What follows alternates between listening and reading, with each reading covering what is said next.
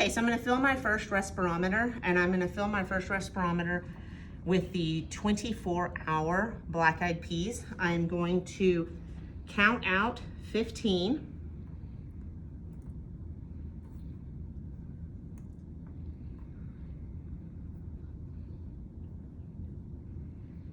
So I have counted out 15, and I am gonna go ahead and I'm gonna get their mass.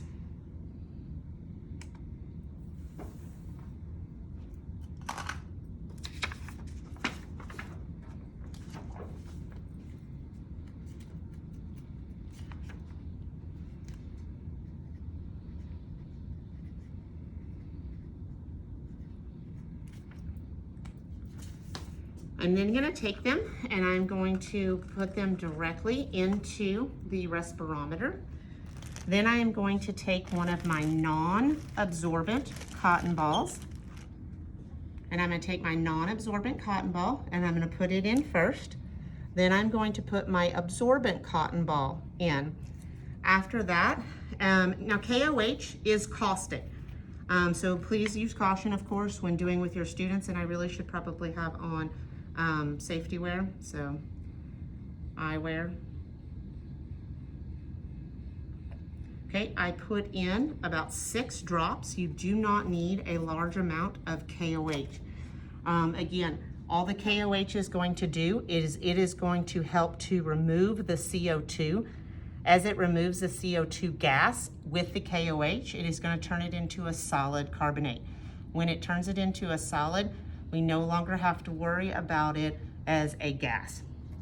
So then I'm gonna put my plunger on. After I put my plunger on, I'm only gonna put my plunger on. In this case, I put it down to about 45. We wanna make sure that there's plenty of room. You never wanna put your KOH right next to your living material because it is, like I said, caustic, and it could for sure start to destroy your plant material.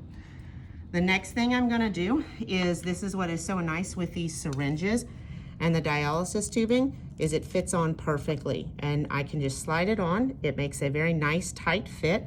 And now I am able to take, this is just some green food coloring. You can use whatever color that floats your boat. And I am gonna draw in just a little bit of liquid. Now you will notice on this,